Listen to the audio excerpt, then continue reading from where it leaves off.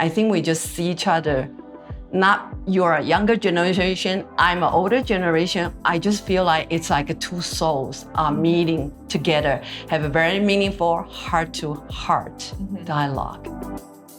To celebrate and honor Asian Pacific Islander Month, Headspace invited 3 pairs of intergenerational family members to sit down and have an open conversation on identity, mental health, and support within our families and communities. Scene 2A, take 1, Common Mark. Hi, I'm Chilin Chang. This is Emily Liu. I've known her since she was in 3rd grade with my daughter. Hi, my name is Chris Greenwood. This is my wonderful daughter, Nicole, and I've known her since I was 18 years old. Hi, my name is Keiko Ko. This is my daughter, Chelsea Ko. I've known her all her life. My teenage years, we fought a lot. You always said, Mom, you grew up in Japan. It's totally different from culturally, so you don't understand. But I see you. I see myself in you, I should say. I think it's amazing how close we are now. And I know. if I were to tell myself in my teenage years you'd enjoy hanging out with your mom, I'd be like, there's no way. I think growing up, I went through similarly what a lot of kids of divorced parents went through, was just going back and forth. And what made our relationship so special was during all of that, you never once talked to me like I was a kid. Like it was always like making sure that I was fully aware of the situation and understanding what was happening, and the fact that you would stress so often that you were talking to me like an adult because I was going to be one. I know for me, you changed my life because I was only 18 years old. When you came around, I had a choice to make.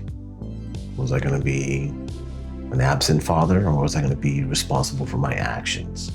And it was the best choice I've made ever. So one day I ran into you at the park. I just remember I was so surprised. That conversation just flow and flow. And it's so amazing that as a young lady, that you were interested in talking to a woman that is at your mom's age. I found that very rewarding. I want to thank you for giving me the freedom to be me and to push you, to question some of the things that I was afraid of, and to thank you for always, even when I was a kid, telling me, like, is there anything you want to say? Because that's something I still think about now. As your dad, it's always been just a wonder, just watching you grow up, and seeing you grow into the person that you are. You always loved me and didn't leave me to the curb. Almost. No. You were always there for me, and you're still always there for me. You're my biggest advocate and my biggest fan, and I'm really grateful to have you in my life. I am just grateful who you are, who you become. Strong, courageous, and very, very kind to a lot of people. So I'm very, very grateful. I only have just gratitude for you being in my life. I'm gonna be crying because there was a relationship that we could have that may not come from directly a mother-daughter experience. I think you've gifted me that ability to really feel heard and to listen to others. It's like I didn't even know I was planting a seed. And I'm so proud of your generation, like my daughter's generation. You are brave women seeking to break the stigma. If everybody has somebody in the family planting the seeds, I think the change will be tremendous. And the whole world will gradually change. It's starting from you. My hope for other API families is to tell each other that they love each other. I think saying I love you is super powerful, and it's not showing any weakness to be emotional and say how you feel. I think there's a lot of shame and regret sometimes that comes with that, with talking about your feelings, but it's always worth it in the end. I wanted to tell everybody that talk to your grandparents, talk to your parents.